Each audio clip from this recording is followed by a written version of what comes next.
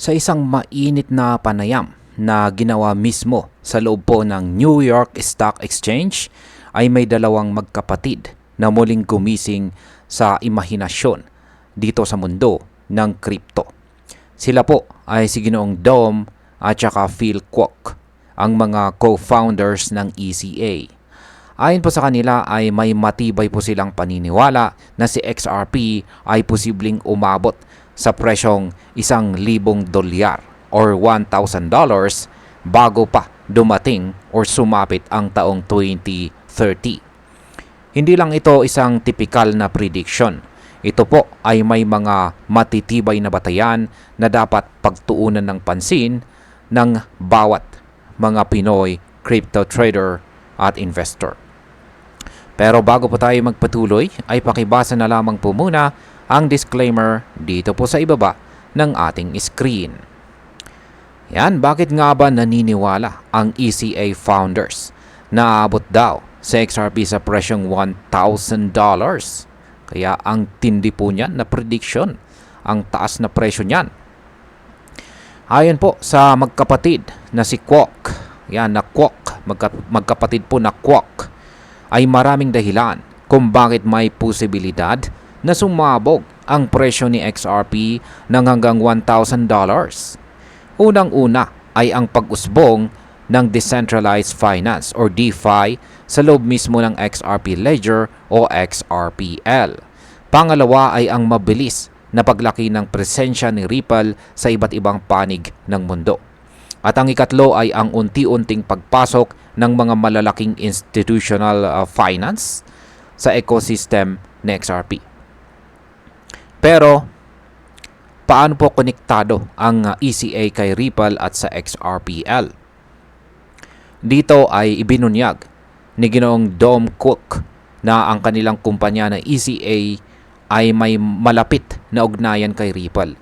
Sila ay nagtutulungan upang makonekta ang higit po sa 1,000,000 developers sa XRPL. Layunin po nito na palakasin ang development ng mga bagong financial tools na pwede pong gamitin sa XRPL. Ibig sabihin, ang ECA ay hindi lang basta tagamasid, kundi aktwal na gumagawa ng paraan upang palawakin ang gamit ng XRP sa real-world applications gaya po ng trade settlement at saka cross-border payments. Ngayon ay ano naman po ang kaibahan ng DeFi ni XRP kumpara kay Ethereum? Isa po sa mga pinakamahalagang punto ni Ginoong Phil Kwok ay ang hindi pa ganap na sumasabog na DeFi ecosystem ni XRP. Kumpara kay Ethereum na nakaranas ng malawakang DeFi explosion na nagtulak sa kanyang market cap ng daang-daang bilyong dolyar, ay wala pa raw sa ganitong antas si XRP at si Stellar or XLM. Pero kapag dumating po ang breakthrough moment na ito, ay maaaring magkaroon po ng biglaang pagtaas sa demand at presyo ni XRP. Paano naman po tumutulong ang ECA para maghanda si XRP sa DeFi wave? Ang ECA ay aktibo pong naghahanda ng XRPL ecosystem para sa paparating na DeFi wave. Ayon po kay Ginoong Phil ay patuloy po silang nagde-develop ng tools at gumagawa ng mga educational efforts para sa mga developers. Isa po itong sinyales na hindi lamang po haka-haka ang $1,000 prediction, kundi ito ay isang planadong hakbang upang makamit. Ano naman ang mga bagong developments na nagpapalakas sa XRP DeFi? Nitong nakarang buwan ay inilaunch po ng Circle ang kanyang stablecoin na USDC sa XRPL. Dahil dito ay mas lumawak po ang liquidity at nagkaroon ng mas maraming oportunidad para sa DeFi tools, gaya ng decentralized exchanges or DEX, swaps at saka lending platforms. Nitong January ng taong ito ay inilaunch din po ang XRPL upgrade na tinatawag po na XLS-73D. Sa pamamagitan po nito ay pwedeng gumawa ng automated market maker or AMM pools para sa RLUSD ni Ripple. Ngayon ay ano pa ang mga plano ng RippleX sa loob ng XRPL? Ang developer team ng Ripple na tinatawag po na RippleX ay kasalukuyang gumagawa ng native lending platform. Ito ay magbibigay ng mga under-collateralized at saka fixed loans gamit ang mga XRPL assets. Bukod pa dito ay may posibilidad din na ang privacy chain ni Cardano na tinatawag po na Midnight ay maging bahagi ng DeFi layer ng XRP. Paano naman po lumalawak ang koneksyon ng XRP sa iba pang mga blockchain? Yan, nagkakaroon na rin ng mga cross-chain integrations. Ang Flare Network ay nag-launch ng isang bagong system na tinatawag po na XRP-Fi. Dito ay pwede na pong mag-stake, mag-lend at mag-borrow ang mga XRP holders.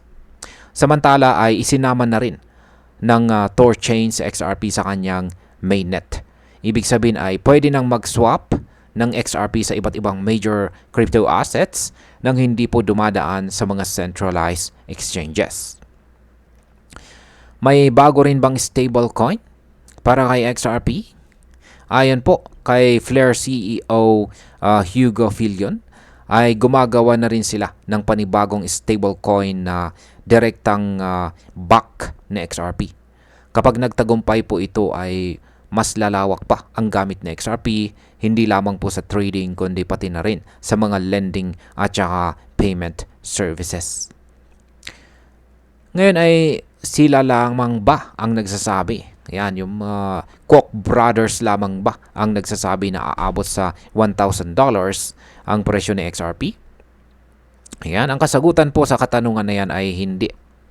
Hindi lang po ang ECA founders ang naniniwalang posible ito.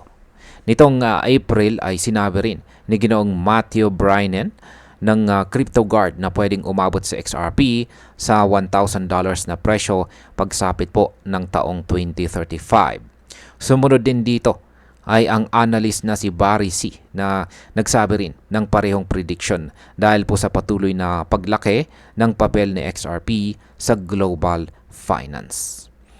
Yan para po sa atin bilang mga Pinoy crypto enthusiasts na sumusubaybay sa galaw ng crypto market ay napakalaking oportunidad po ang posibilidad na ito. Kung totoo ngang aabot sa XRP sa presyong $1,000 sa loob lamang ng 5 taon, ay napakalaki po ng potential returns para sa mga maagang investors.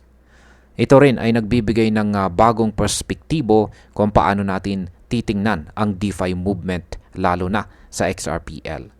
Kailangan natin ng tamang edukasyon at maingat na desisyon sa pagpasok ng investment. At bilang panguli, sa aking palagay po ay hindi po imposibleng mangyari ang sinasabi ng ECA founders.